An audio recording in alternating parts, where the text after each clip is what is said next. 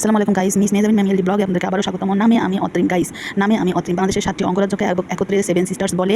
এই জিনিসটা মনে রাখার জন্য এই সূত্রটা আপনাদেরকে অবশ্যই মনে রাখতে হবে যারা চাকরি পরীক্ষা দিতে যাচ্ছেন।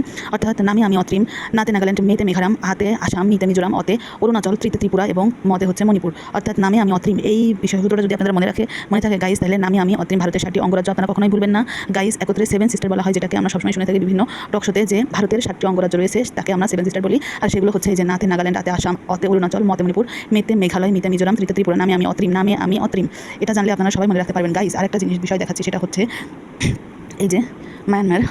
আমি এটাকে গুরুত্বপূর্ণ লিখছি যে মায়ানমারের সাথে যে 3টি জেলা সংযুক্ত রয়েছে সেটাকে বলা হয় বান্দরবান, রাঙামাটি বা কক্সবাজার। এই 3টাকে দেখুন আপনারা একতে বারাক বলতে পারেন, অর্থাৎ বারাক। এটা দ্বারা আপনারা মনে রাখবেন যে বারাক বাংলাদেশ, বান্দরবান, রাঙামাটি এবং হচ্ছে কক্সবাজার। এই 3টা যে মায়ানমারের সাথে সংযুক্ত গাইজ, আমি জানতাম না যে মায়ানমারের সাথে এই 3টা জেলা সংযুক্ত রয়েছে। তো গাইজ এটা চলে যাক আরেকটা ইম্পর্টেন্ট প্রশ্ন। আমি গাইজ যেটা পড়াচ্ছি এখন সেটা হচ্ছে বাংলাদেশের বিষয়ভিত্তিক আলোচনা। তো গাইজ বাউল সম্রাট লালনকে ছবি এঁকে অঙ্কন করেন হচ্ছে রবীন্দ্রনাথ ঠাকুর। গাইজ এটাও আমি জানতাম না গাইজ, আমিও জেনে গেলাম, আপনারাও জেনে ফেলেন। তো বাউল সম্রাট লালনের ছবি কে অঙ্কন এঁকেছেন হচ্ছে রবীন্দ্রনাথ ঠাকুর, যার বাসা হচ্ছে কুষ্টিয়ার শিলাইদহ গ্রামে। এরপর বাংলাদেশের বগুড়ার মহাস্থানগড়ে অবস্থিত সার্কের সাংস্কৃতিক রাজধানী। দেখুন গাইজ কত ইম্পর্টেন্ট একটা প্রশ্ন, সেটা হচ্ছে এইটা হচ্ছে বাংলাদেশ সার্কের সাংস্কৃতিক রাজধানী হচ্ছে বাংলাদেশের বগুড়ার মহাস্থানগড়ে অবস্থিত।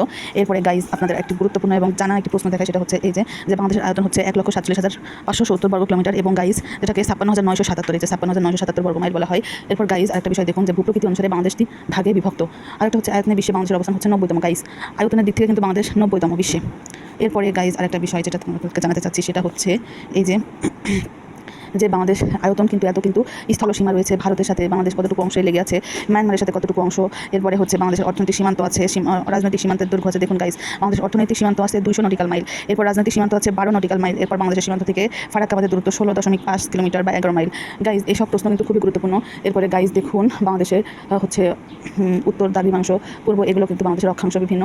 এরপরে গাইজ একটা গুরুত্বপূর্ণ পরীক্ষায় আসে, যেটা হচ্ছে বাংলাদেশের সাথে ভারতের 5টি অঙ্গরাজ্য রয়েছে, আর এই 5টি হচ্ছে 7 সিস্টারের ভিতরেই একটি পাদে। তো পশ্চিমবঙ্গ এটা 7 সিস্টারে নাই, পশ্চিমবঙ্গ বা বাংলা, আসাম, মিজোরাম, মেঘালয়, ত্রিপুরা, এটা কিন্তু এই 5টা কিন্তু বাংলাদেশের সাথে ভারতের অঙ্গরাজ্য গাইজ। এরপরে দেখুন গাইজ আরেকটা গুরুত্বপূর্ণ প্রশ্ন, এই যে তিস্তা 3 বিঘা করিডোর অবস্থিত তিস্তা নদীর তীরে। গাইজ 3 বিঘা করিডোর অবস্থিত তিস্তা নদীর তীরে।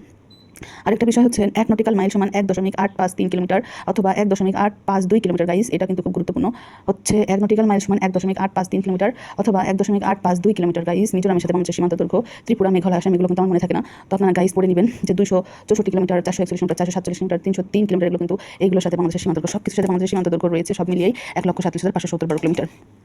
গাইজ বাংলাদেশের বগুড়ার মহাস্থানগড়। তো গাইজ আমি আর পারছি না এই যে বাংলাদেশের বিষয়ভিত্তিক আলোচনা করতে। গাইজ যা বলার ছিল ইম্পর্টেন্ট সব বলে ফেলেছি। তো গাইজ এই কথাগুলো কিন্তু অবশ্যই মনে রাখবেন। আজকের মতো এই পর্যন্ত।